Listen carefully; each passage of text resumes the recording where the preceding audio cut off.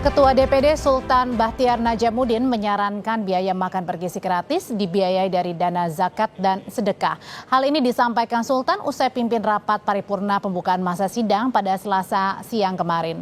Menurut Sultan, pemerintah membutuhkan dana yang lebih untuk bisa menyukseskan program makan bergizi gratis sehingga partisipasi dan dukungan pembiayaan dari masyarakat jadi opsi yang perlu disiapkan pemerintah.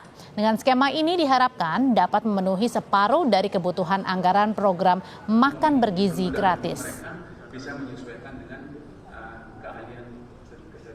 Memang negara pasti di bawah Pak Prabowo, Mas Gibran ini betul-betul ingin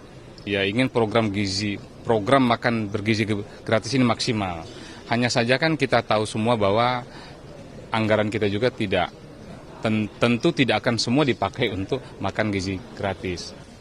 Di antaranya adalah saya kemarin juga berpikir kenapa enggak ya zakat kita yang luar biasa besarnya juga kita mau libatkan ke sana. Itu salah satu contoh. Sehingga pemerintah tidak bekerja sendiri dengan anggaran yang ada.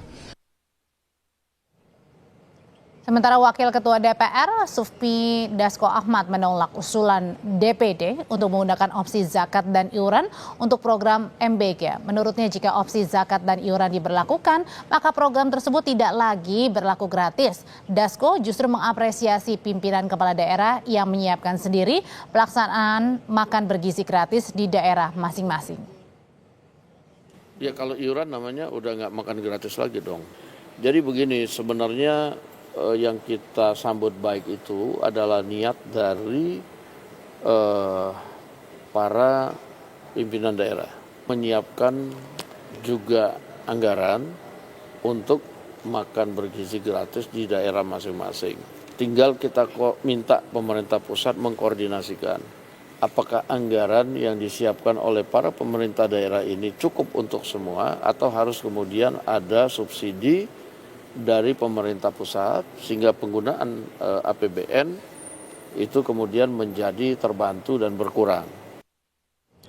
Ketua Umum PP Muhammadiyah Haidar Nasir justru menilai usul zakat biayai makan bergizi gratis untuk tidak serta-merta disetujui. Haidar menyebut zakat menyangkut aspek syariah dan sudah ada aturan kelompok yang berhak menerima zakat. Baiknya dibicarakan dengan Badan Amil Zakat Nasional, kemudian lembaga-lembaga zakat yang dikelola oleh Ormas. Prinsip dasarnya kalau untuk bangsa sebenarnya nggak masalah, tapi manajemennya kemudian juga capaiannya yang harus dibicarakan. Karena kan Badan Amil Zakat punya regulasi sendiri.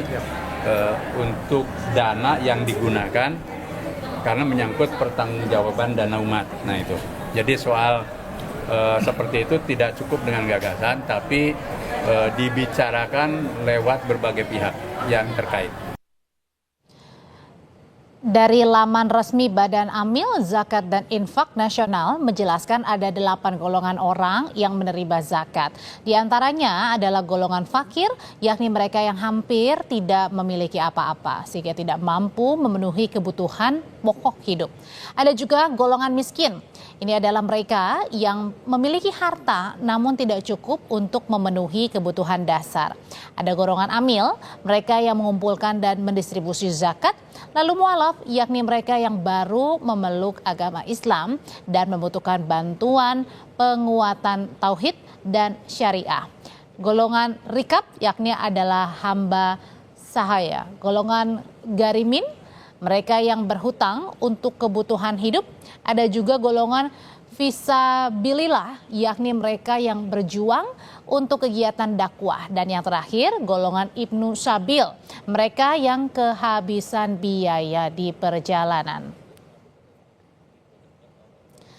Kepala Staf Kepresidenan A.M. Putranto menyatakan wacana makan bergizi gratis didanai zakat adalah hal yang tidak tepat. Ia menegaskan anggaran makan bergizi gratis sebesar 71 triliun rupiah ini sudah disesuaikan dengan kecukupan program secara bertahap. Wacana pembiayaan makan bergizi gratis yang dilontarkan Ketua DPD dinilai tidak sesuai dengan peruntukannya. Kepala Staf Kepresidenan AM Putranto menyatakan dana zakat tidak seharusnya diberikan untuk penerima manfaat MBG atau makan bergizi gratis. Ia yakin dana anggaran yang telah disiapkan pemerintah dapat memenuhi kebutuhan program makan bergizi gratis.